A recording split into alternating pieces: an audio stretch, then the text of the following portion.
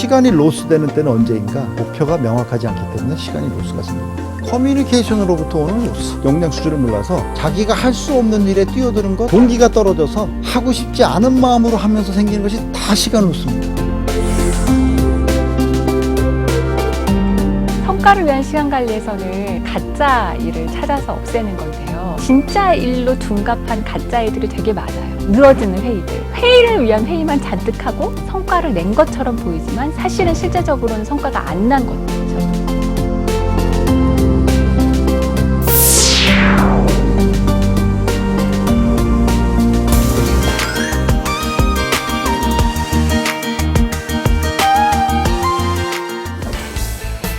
미국 제34대 대통령이자 제2차 세계대전 당시 연합군 최고사령관이었던 드와이트 아이젠하워. 평소 시간 관리에 철저하기로 유명했던 그는 대학교 총장이 되면서 아주 난감한 일을 경험하게 되는데요. 아이젠하워 장군이 미국의 콜롬비아 대학교의 총장으로 몇 년을 계셨대요. 그때 콜롬비아 학교 대학교 총장으로 오셨으니까 학교에 대한 모든 업무를 총장한테 결제를 받으러, 그리고 일을 할 수가 없었대요. 결제 때문에. 그러니까 그때 아이젠하워 장군이 이렇게 얘기했답니다. 나는 2차 세계대전을 진행하면서도 3사람 이상의 보고를 받아본 적이 없다. 그래서 급한 일과 중요한 일을 구분해야 된다. 그래서 타임 매트릭스라는 거를 이제 아이젠하워 매트릭스라고 얘기해요. 아이젠하워 매트릭스는 효율적 시간 관리를 통한 인생 관리 모델이며 A, B, C 순위로 나눠 처리하는 것이 특징입니다. A 순위는 최고로 중요하고 오늘 반드시 해야 하며 위임이 불가능한 일을 뜻합니다. B 순위는 중요도는 높지 않지만 결국은 해야 하는 일이기 때문에 전략적으로 계획하고 기한을 정해야 하죠. C 순위는 안 해도 상관없지만 하면 좋은 일입니다. 그러나 중요하지 않기 때문에 취소하거나 위임할 수 있는 일이고요. 나머지가 바로 휴지통 일입니다. 시급하지도 중요하지도 않기 때문에 시간 로스를 줄이기 위해 반드시 분리해서 버려야 할 일인데요. 아이젠하워 매트릭스와 같이 조직 내 시간 관리도 별반 다르지 않습니다. 일의 가치와 시간 제한을 가장 큰 핵심으로 두었을 때 일은 크게 4가지 업무로 분류될 수 있는데요. 첫 번째는 바로 본질적 업무입니다.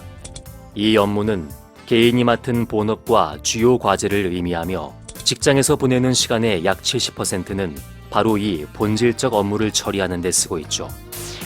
본질적 업무는 최대한 몰입하여 시간당 생산성을 높이는 게 가장 중요하기 때문에 업무의 우선순위를 정하는 것이 필요합니다. 그렇다면 세계적인 투자자 워런 버핏이 우선순위를 정하는 방식을 살펴볼까요? 1단계에서는 가장 중요한 25가지 목표를 작성하고 2단계에서는 25가지 목표 리스트에서 가장 중요한 5가지 목표에 동그라미를 칩니다. 그리고 3단계에서는 나머지 20가지를 버려야 할 목록으로 보내고 가장 중요한 5가지에 집중하는 거죠. 자, 이제 우선순위가 정해졌습니다. 그렇다면 정해진 우선순위에 따라 업무를 처리하기 위한 시간 관리 방법은 어떤 것이 있을까요? 피터 드러커가 지식 근로자는 시간을 연속적으로 활용하는 것이 중요하다고 말한 것처럼 몰입을 위해선 연속적으로 시간을 쓰는 것이 효율적입니다. 예를 들어 전체 보고서의 초안을 잡는 주요 업무를 할 때는 최소 6에서 8시간이 소요되는데 그 일을 한 번에 15분씩 하루에 2번 할애해서 14일간 총 7시간을 써봤자 의미가 없다는 겁니다. 바로 이런 문제를 해결하기 위해 주요 업무를 연속적으로 처리할 수 있도록 자신만의 시간 루틴을 만드는 것이 중요하다는 거죠. 업무 일정을 좀 묶음으로 묶으시는 걸 추천드려요. 시간 관리에서는. 어떤 얘기냐면 아침에 30분 회의하고 그 다음에 다시 집중하는 업무하고 그 다음에 오후에 외부 미팅하고 이런 식으로는 굉장히 어려워요. 왜냐하면 미팅을 했다가 갑자기 정적으로 집중하는 업무를 하고 다시 또 미팅을 했다가 정적으로 집중하는 업무를 하고 하기가 어렵거든요. 그래서 실무자들은 묶으시는 게 좋습니다. 업무를. 그러면 월요일 날 오전에는 집중해서 어떤 프로젝트를 할 수 있는 자리에 앉아서 할 수 있는 걸로 하고 미팅을 잡아야 된다. 회의를 잡아야 된다라고 하면 아예 그날은 오후 내내 그냥 돌아다니는 거예요. 약간 산만한 일정들로 짜는 거예요. 업무를 가치와 시간 제한으로 분류했을 때 두 번째 업무는 바로 미래 준비성 업무입니다. 이 업무는 당장 성과가 눈에 띄게 나타나는 업무는 아니지만 개인과 조직의 미래를 위해 현재 꼭 수행해야 하는 장기적 과업인데요. 예를 들어 개인의 역량을 개발하거나 조직 내 후배를 육성하는 일이 해당됩니다. 그렇기 때문에 미래 준비성 업무를 수행하기 위한 시간 관리 방법은 투자일 수밖에 없습니다. 시간 대비 가장 효율적으로 역량을 개발하기 위해선 주변 동료에게 내가 개발하고자 하는 스킬에 관한 피드백을 받는 것이 좋습니다. 멘토링을 통해 자신의 업무와 스킬 개선에 대해 피드백을 주고받는 것이 개인 성장에 큰 도움이 되기 때문인데요. 최근 조직에서 가장 추천하는 방법이기도 합니다. 업무를 가치와 시간 제한으로 분류했을 때 세 번째 업무는 바로 단발성 업무입니다. 단발성 업무란 본업은 아니지만 개인의 직무와 역할, 조직 내 관계에 따라 수행해야 하는 업무를 뜻하는데요. 회의 참석이나 자료 제공부터 일시적 업무 처리까지 단발성 업무에 해당됩니다. 일의 가치는 상대적으로 낮지만 요청받는 업무이기 때문에 시간 제한이 있다는 게 특징이죠.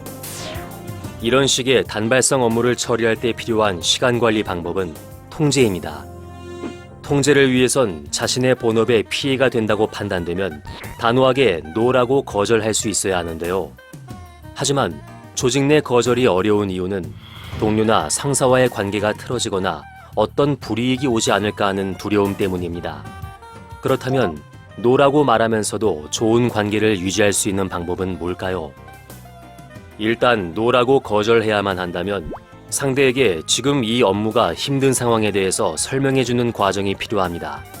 여기서 실무적인 팁을 추가하자면 거절 시에는 잠시라도 고심하는 모습을 보이는 것이 차후 발생할 수 있는 불필요한 갈등을 줄일 수 있습니다. 그리고 마지막 단계에선 이번 요청은 어렵지만 다음번에는 꼭 도움을 주도록 노력하겠다는 긍정적 태도로 대화를 끝내는 것이 중요합니다. 업무를 가치와 시간 제한으로 분류했을 때 마지막 업무는 바로 보조적 업무입니다. 보조적 업무는 자신의 본업을 잘 수행하기 위해 일상적으로 처리해야 하는 업무를 의미하는데요. 단순 업무 점검이나 실적 취합, 회의록 작성, 자료 정리, 이메일 확인들이 여기에 포함되죠. 이런 보조적 업무 수행이 필요한 시간 관리 방법은 바로 축소입니다. 보조적 업무를 축소하기 위해선 직원 스스로가 업무에 대한 시간 배분을 정확히 판단할 수 있어야 합니다. 빠르게 치고 빠져야 하는 보조적 업무와 100% 시간을 집중할 업무를 분명하게 구분할 수 있는 일 센스를 갖춰야 한다는 것이죠. 일 센스는 업무 처리 경험을 통해서만 습득할 수 있으므로 모든 업무를 시간 대비 효율성에 따라 나눠서 진행하는 훈련이 필요합니다. 이때 리더는 단발성, 보조적 업무를 구성원별로 적절하게 나눠주는 역할을 제대로 해야만 직원 간 불만을 최소화할 수 있습니다. 이 시간, 하나밖에 없고 되돌릴 수 없는 이 시간을 어떤 일에 투여를 해야지 이 조직이 지금 지향하는 성과에 가장 근접할 수 있을까? 우리가 만약에 전쟁터에서 총알이 하나밖에 없다면 막 쏘겠냐 그거죠. 굉장히 고민하고 어디에 쏠 때 가장 내가 살 수 있을까를 보고 쏜다는 얘기죠. 그런 그 느낌으로 우리 시간을 다룰 수 있어야 된다. 직장인의 시간은 한정돼 있습니다. 제한된 시간 안에 성과를 올리기 위해선 본질적 업무에 집중하고 단발성 업무나 보조적 업무는 최대한 줄이는 것이 수학적인 계산으론 분명 맞는 방법이겠죠. 그러나 우리 모두가 미뤄둔 단발성 업무, 보조적 업무는 과연 누가 처리하게 될까요? 쌓일 대로 쌓인 업무들은 결국 우리에게 다시 돌아오고 한꺼번에 처리하느라 더 많은 인력과 시간을 소모하게 됩니다. 조직의 시간은 나만을 위해서 흘러가지 않습니다. 나만큼이나 나의 상사, 동료, 후배의 시간을 배려하는 마음. 그것이 최고의 성과를 위한 최적의 시간 관리법이 아닐까요?